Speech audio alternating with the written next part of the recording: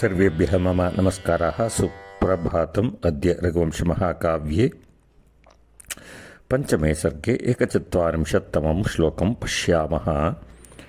ತಸ್ಯೋಪಕಾರ್ಯಾ ರಚಿತೋಪಚಾರಾ ವನ್ಯೇತರ ಜಾನಪದೋಪದಾಭಿಃ ಮಾರ್ಗೇ ನಿವಾಸಾ ಮನುಜೇಂದ್ರಸೂನೋರ್ಬಭೂವುರುದ್ಯಾನವಿಹಾರಕಲ್ಪಾಃ. ಇದಾनीं प्रतिपदार्थं पश्यामः.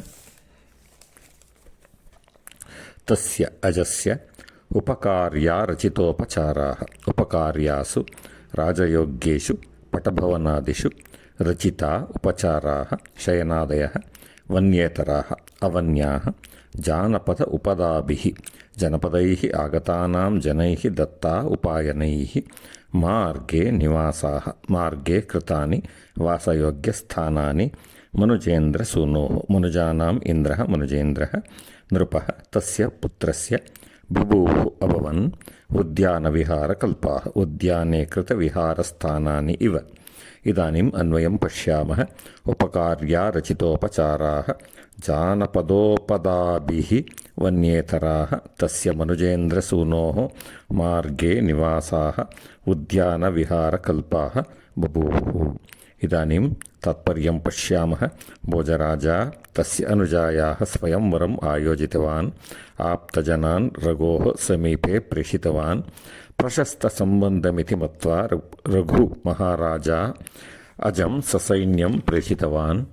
मार्गे निवसितुं स्थानानि कृतानि ते यथा राजधान्यां राजभवने भवानि सौकर्यानि यथा भवन्ति तथैव आसन्.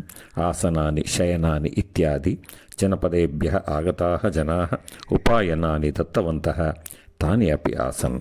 वासयोग्यस्थानानि वने एव आसन् परन्तु वनान्यः इव आसन्. ते उद्यानविहारकल्पाः इव आसन्. सर्वेभ्यः पुनः मम नमस्काराः. ಶುಭದಿನಂ.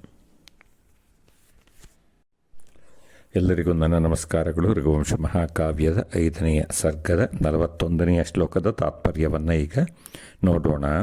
ಭೋಜರಾಜನು ತನ್ನ ತಂಗಿಯ ಸ್ವಯಂವರವನ್ನು ಆಯೋಜನೆ ಮಾಡಿದ. ರಘುವಿನ ಮಗನಾದಂತಹ ಅಜನು ಸೂಕ್ತ ಸಂಬಂಧ, ರೂಪವಂತ, ಗುಣವಂತ ಎಂದು ಹೇಳಿ ಅವನನ್ನು ಕರೆತರಲು ತನ್ನ ಆಪ್ತ ಜನರನ್ನು ಕಳಿಸಿದ. ರಘು ಯೋಚನೆ ಮಾಡಿದ, ಇದು ಪ್ರಶಸ್ತ ಸಂಬಂಧ ಎಂದು ತಿಳಿದುಕೊಂಡು ಅಜನನ್ನು ಸಸೈನ್ಯಂ ಪ್ರೇಷಿತವಾದ ಅಂತಂದರೆ ಸೈನ್ಯದ ಜೊತೆಗೆ ಕಳಿಸಿದ. ಮಾರ್ಗದಲ್ಲಿ ಯುವರಾಜನಾದಂತಹ ಅಜನು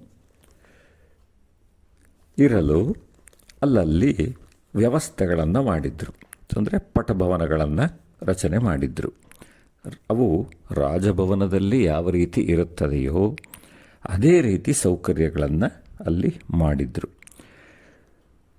ಹತ್ತಿರ ಸುತ್ತಮುತ್ತ ಇರುವಂತಹ ಗ್ರಾಮಗಳಿಂದ ಜನರು ಬಂದು ಉಡುಗೊರೆಯನ್ನು ಕೊಟ್ಟಿದ್ದರು. ಅವುಗಳನ್ನು ಕೂಡ ಅಲ್ಲೆಲ್ಲ ಇಟ್ಟಿದ್ದರು. ಇವು ವನಾನ್ಯ ಅಂತಂದರೆ ಕಾಡಿನಲ್ಲಿರುವ ಭವನಗಳಂತೆ ಏನೂ ಇರಲಿಲ್ಲ. ಇರುವಂತಹ ಅಥವಾ ಗ್ರಾಮದಲ್ಲಿ ಇರುವಂತಹ ವ್ಯವಸ್ಥೆಗಳ ರೀತಿ ಇರಲಿಲ್ಲ. ರಾಜಧಾನಿಯಲ್ಲಿ ಹೇಗೆ ಇರುತ್ತದೆಯೋ ಅದೇ ರೀತಿ ಇದ್ವು. ಮತ್ತು ಇನ್ನೊಂದು ಉದಾಹರಣೆಯನ್ನು ಕೊಡ್ತಾ ಇದ್ದಾನೆ. ಉದ್ಯಾನವನಗಳಲ್ಲಿ ಮಾಡಿದಂತಹ ಜನರ ಮನರಂಜನೆಗೆ ಮಾಡಿದಂತಹ ಒಂದು ವ್ಯವಸ್ಥೆಗಳು ಯಾವ ರೀತಿ ಇದ್ವೋ ಉದ್ಯಾನ ವಿಹಾರ ಕಲ್ಪಾಹ ಅಂತ ಆ ರೀತಿ ಇದ್ವು ಅಂತ ಕಾಳಿದಾಸನು ಹೇಳ್ತಾ ಇದ್ದಾರೆ. ಸರ್ವೇಭ್ಯಃ ಪುನಃ ಮಮ ನಮಸ್ಕಾರಾः. ಶುಭ ದಿನಂ.